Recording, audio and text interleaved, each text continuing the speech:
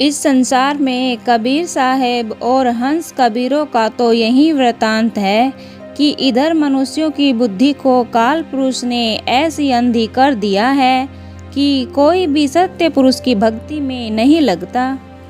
जो कोई सत्य पुरुष की भक्ति का उपदेश करता है उसके उत्तम बर्ताव होते हैं कि मनुष्य कैसे मुक्ति पावे। सबको अंधकार में पथ पसंद है, उसी ओर आग्रह पूर्वक दौड़ते हैं। इंद्रिय निग्रह तथा देदीप्यमान ज्ञान के मार्ग से भागते हैं। जो कोई उनको अंधकार से निकालना चाहता है उसके साथ प्रेम करने के वनस्पति वैरी हो जाते हैं। जो कुछ कबीर साहब ने 5 वर्ष की अवस्था में गुरु रामानंद जी से कहा था वही बात अंतिम समय तक लोगों से कहते चले आए हैं कि मैं स्वयं सत्य पुरुष एवं सर्वशक्तिमान हूँ, मेरे ऊपर दूसरा कोई नहीं है। जिस किसी को कुछ संदेह हुआ उसका संदेह उसी समय मिटा दिया। उसके साथ साथ अनेकानेक कौतुक दिखाते आए। वे मनुष्य के कार्य कभी नहीं हो सकते। कबीर साहब का देह केवल उनकी शक्ति का प्रकाश था, वास्तव में वह देह नहीं था। वह तो केवल देखने मात्र को शरीर था, वास्तव में तो वह तेज का पुंज ही था। उस शरीर की कोई प्रशंसा नहीं कर सकता कि वह क्या है। यदि तेज पुंज कहूँ तो मनुष्य तो उसको देख नहीं सकता, परंतु वह देखी जा सकती थी। वह ऐसा प्राकृतिक कौतुक था जो कि मनुष्य के ध्यान में किसी प्रकार से भी न आ सके। प्रत्यक्ष में देह दिखाई देती थी पर वास्तव में वह देह नहीं थी। ये भगवान राम के सच्चे भगत थे, इन्हें राम को भरोसा था। ये राम के राम थे, राम इनका था। किसी भी समय राम इन्हें और ये राम को नहीं भूले थे। ये बिल्कुल राम रूप ही हो चुके थे। राम ने इन्हें इतना अपनाया कि राम की अनंत बातें इनमें आ गई थी। वे क्या थे, किस भूमिका पर पहुँचे थे, इसका भेद तो वे ही संत जान सकते हैं जिन्हें कबीर साहिब की तरह राम ने अपना रखा हो, अथवा राम के भक्तों ने जिन्हें अपनी सच्ची दास कोटि दे रखी हो। संसारी झूठे पुरुषों में ऐसी बुद्धि कहाँ है जो उस सच्चे का पता पा सके। जो अंधे हैं अविद्या में ही रहेगा। यदि अविद्या न होती तो यह संसार ही न होता। जब अविद्या दूर हुई तो फिर संसार कहाँ। यह सच्ची भक्ति से ही दूर हो सकती है। कबीर सर्वज्ञ तथा सारे संसार की मुक्ति का कारण है। वह गुप्त है, उसका पता संतों द्वारा ही प्राप्त होता है।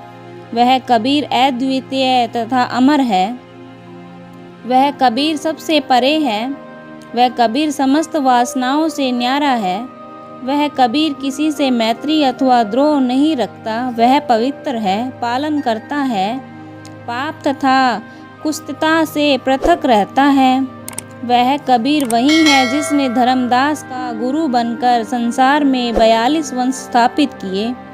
उस कबीर को जो कोई पहचानेगा उसका बेड़ा पार हो जाएगा। जिसको उस कबीर का ज्ञान होगा वही दोनों लोकों में परम पद पाकर उच्च स्थिति पर आरूढ़ हो जाएगा।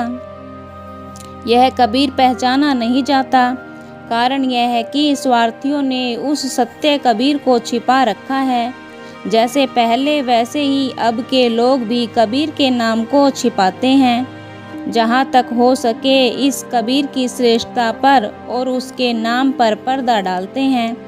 कितने तक तो ऐसे हैं जो साहब का नाम सुनकर जल मरते हैं, क्योंकि वैसे सब मनुष्य झूठ तथा काम क्रोध आदि की वासना को हृदय से चाहते हैं। इसी कारण सत्य पुरुष की भक्ति से भागते हैं एवं काल पुरुष की भक्ति को पसंद करते हैं।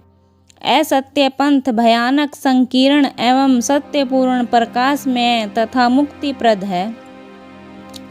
उल्लू, छुछुंदर और चमगदड़ इत्यादि जितने प्रकार के जीव हैं उनको प्रकाश से बड़ी ही घृणा है।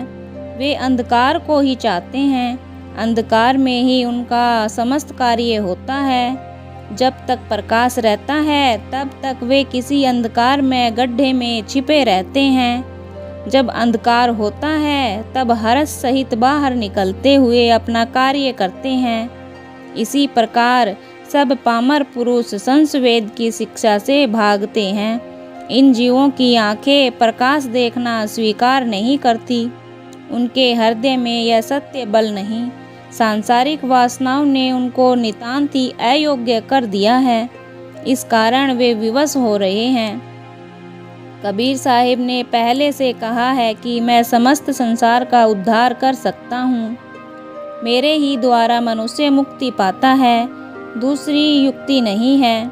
वही बात नीरू जोलाहे और नीमा जोलाही से कही, जबकि कबीर साहब केवल 1 दिवस के बालक के समान थे। जब कबीर साहब 5 वर्ष के बालक के स्वरूप में रामानंद स्वामी के समीप थे, वही बात कहते रहे। वही बात धर्मदास तथा राजा वीर सिंह इत्यादि से भी कही। वही बात 90 वर्ष तक की अवस्था में शाह सिकंदर लोधी से कही। वही बात मोहम्मद साहब से मोराज के समय कही। उनको कोई संदेह नहीं रह गया। मोहम्मद साहब से प्रतिज्ञा हो गई कि जब आप मुझको फिर मिलोगे तब मैं आपके साथ लोक को चलूँगा। मोहम्मद साहब को मुक्ति पान का बीड़ा दिया और कहा कि अब तो तुम यह बीड़ा लो, फिर तुम्हारे अनुयायियों को मिलेगा और सब मुक्ति पावेंगे। तुम अब इस्लाम धर्म को प्रचलित करो, तुम्हारे ऊपर जगदीश्वरी कृपा है। मैं अब भारतवर्ष में जा रामानंद को अपना गुरु बनाकर अपना धर्म प्रचलित करूँगा। यही बात सुल्तान इब्राहिम अदम इत्यादि से कहते चले आए हैं कि समस्त संसार का मुक्तिदाता हूँ। इसी प्रकार अधिकारियों को भी अपना तेज दिखाते आए हैं। यह बात सदैव से होती चली आई है कि जिन लोगों ने कबीर साहब का पूरा पता पाया वे तो समस्त काम क्रोध आदि पर अधिकृत हुए, और जिन्हें पूरा चिन्ह न मिला, योग्यता में कुछ न्यूनता रह गई, उनको भी भविष्य के लिए आशा दिलाई गई। इस सत्यगुरु का प्रताप तीनों काल में समान रूप से छा रहा है। यदि अंधा सूर्य को न देखे तो इसमें सूर्य का क्या दोष है। जिन्हें अपने पुण्य का घमंड हुआ तथा सद्गुरु के शरण में न आए वे सभी फंसे रहे, एवं जो लोग अपनी योग युक्ति और समाधि आदि का गर्व रखते हैं वे ध्यानपूर्वक देख लें कि गोरखनाथ से बढ़कर इस संसार में कोई नहीं हुआ। उन्होंने भी बाहर भीतर की चारों आँखों से देखकर इस साहब की शरण ली, और पूर्व काल में बढ़कर जो योगी हुए थे उन्होंने भी कबीर साहिब की शरण लेकर मुक्ति पथ पाया है। दूसरी युक्ति से किसी को राह नहीं मिली। सन्यासियों में दत्त दिगंबर से बढ़कर भी जो कोई सन्यासी हुआ वे भी सद्गुरु की शरण ली। वैष्णवों में रामानंद सबसे श्रेष्ठ हैं, उन्होंने भी साहब को शिष्य के रूप में स्वीकार किया। जैनियों में ऋषभनाथ से बढ़कर कोई नहीं हुआ, वे भी सत्य गुरु को पहचान कर ही भ्रम से अलग हुए। 60 दर्शन तथा 96 पाखंड में जिन लोगों ने सद्गुरु को पहचान कर शरण ली उनको सुख मिल गया। इसी प्रकार विदेशी मनुष्यों में भी जिन्होंने पहचाना वे आनंद को प्राप्त हो गए। मोहम्मद से बढ़कर कोई मुसलमान नहीं हुआ, उनको भी उसी ने श्रेष्ठ पद दिया। जितने पीर पैगंबर इस पृथ्वी पर प्रकट हुए, जिसको उसने उबारा तथा प्रतिष्ठा प्रदान की वहीं प्रतिष्ठित हुआ। जिस किसी पर उस परमेश्वर की दया होती है वह किसी समय किसी अवस्था में भी हो, किसी जगह में हो, निश्चय सौभाग्य और स्वतंत्रता प्राप्त करता है। कोई किसी धर्म में क्यों न हो, जब उसका पुण्य पूर्ण होता है उसको तब सद्गुरु की कृपा से सत्य पुरुष का दर्शन देकर समझाते हैं कि मुझको पहचान, मैं समस्त सुकर्मों का फल देने वाला हूँ। मैं सब ईश्वरों का ईश्वर, सर्वश्रेष्ठों का श्रेष्ठ और सब खुदाओं का खुदा हूँ। मैं ही तुझे मुक्ति देने वाला हूँ, दूसरा कोई नहीं। यदि उस मनुष्य ने कहना मान लिया तो उसका कार्य पूरा हो गया।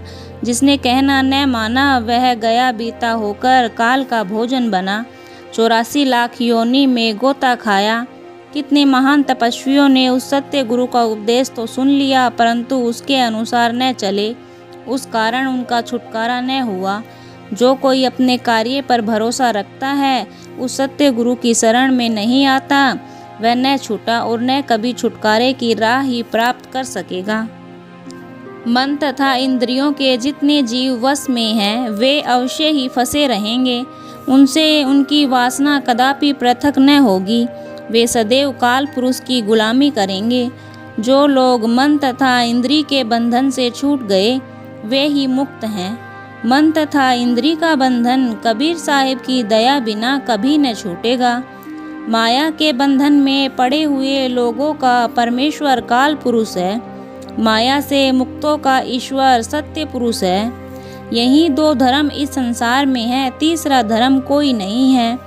कच्ची देह तो कभी भी वासना से पृथक न होगी। पक्की देह बिना कबीर साहब की कृपा के न मिलेगी।